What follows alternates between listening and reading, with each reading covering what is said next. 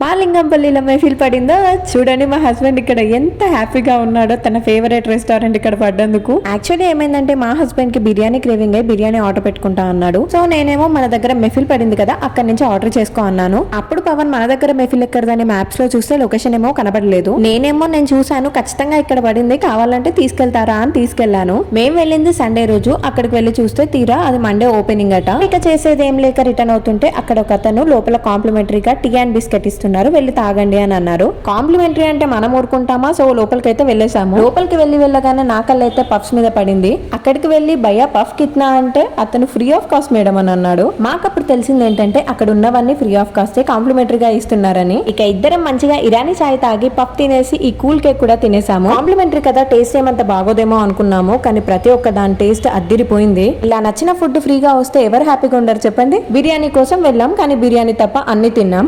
నాకైతే ఈ choco chips cake అయితే చాలా నచ్చేసింది. That's for the mini vlog guys. Okay bye.